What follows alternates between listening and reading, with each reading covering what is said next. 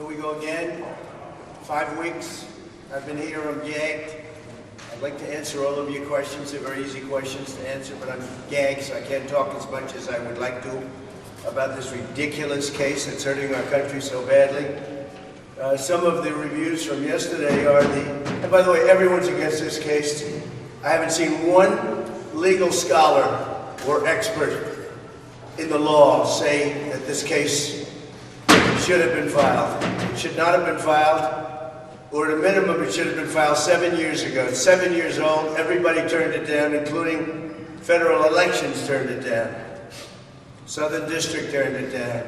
Bragg turned it down. Then he rejuvenated it when I was running for office. It's a terrible thing. At the request of Biden, the editors of the National Review say, acquit Trump.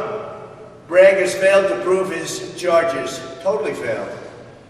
Greg Jarrett, who exactly was defrauded? Voters who had already voted. Well, they already voted because all of this stuff came in after the election. So how were they defrauded?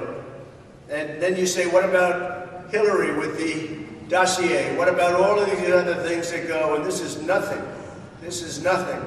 But what about all of the corruption, the voter fraud that you've seen over the last year on behalf of the Democrats, and nobody talks about it? This is ridiculous what they're talking about. This is called running for office.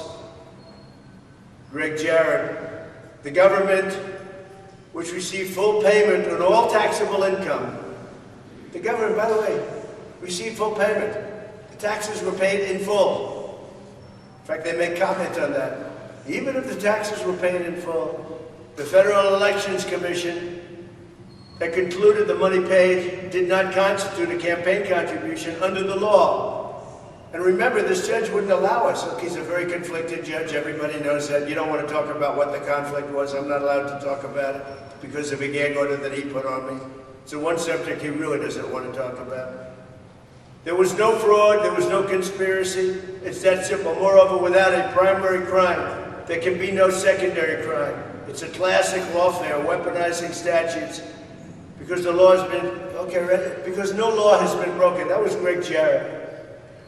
Ellie Honig, legal analyst for CNN. The crime here is not easy to explain or to understand.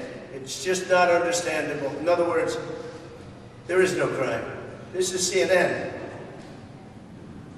Catherine Christian from MSNBC, I call it MSDNC, legal analyst. It's difficult because it's a very nuanced argument.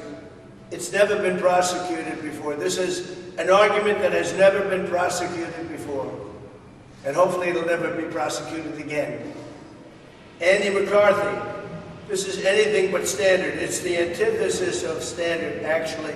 The idea that they do not have to agree on what the other crime is. We spent 6 weeks wondering, what is the other crime? What is the other crime? And at the end, the thud we all get is this. There's 3 or 4 of them, and you could pick one from the other, and they don't have to agree on anything. And what he's saying is it's so corrupt. Nobody's ever heard of anything like this. It's called pick 'em. It's like the lottery. Pick 'em. You pick 'em. And you don't have to be, even though in a criminal case you have to be unanimous, you don't have to be. Just give a couple of votes, because the judge, unfortunately, is corrupt. Judge Janine Pirro, no one has heard of this. It's like as a menu column A, B, or C. You don't have to agree on it. This is a kangaroo court.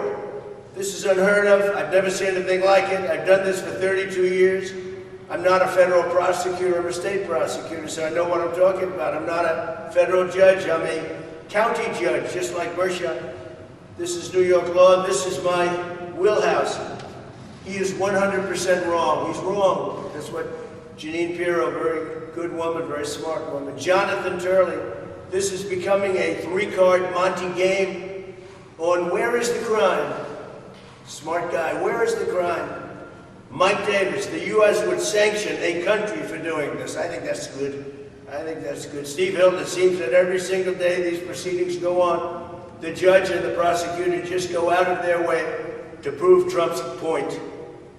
And I guess they are proving my point when you think. That's why I write some of these things that are very sad. Mark Levin, This Stalinist-like case, it's a Stalinist-like case. It has prevented President Trump from running for office. It has prevented him from campaigning. He's unable to campaign because he's been in a courthouse for 5 weeks. And yet we just had a poll came out, NPR. Trump's 54, Biden's 42. And that's with independents. That's the best we've ever had. They said this is the single best poll that Trump has ever had with independents. Trump's largest lead among independent voters, NPR Marist College, 44-28. And Junior is way down, way down. But it's 44. Junior, who's extremely liberal, by the way, he's extremely radical left. I think you know that. But he seems to be hurting Biden probably a little bit. So that's it. It's a disgrace. The millions and millions of dollars that are spent daily on this case. Outside, it looks like it's Fort Knox, like they're guarding this. I've never seen so many policemen. Now with Columbia University, you can plant a tent right in front of the main door, no problem. NYU, just put your tent up. Don't worry about it. Over here, but I just want to say that this is a very sad day for America. The whole world is watching, and it's a very sad day for New York. I've gone through 2 of these trials already. It's with the same kind of a judge. It's all worked. It's all rigged. The whole thing, the whole system is rigged. Judge Engoron was overturned 5 times in my case, and he's going to be overturned again. And we were treated very, very badly. And the outside world is watching, and the outside world is just not going to bring their business to New York. And that's going to cost the city trillions and the state trillions and trillions of dollars. Businesses are leaving, and people are fleeing. So you can see the quotes yourself, and thank you all very much. We'll comment later on in the evening, but we'll be here, it looks like a long time. Thank you.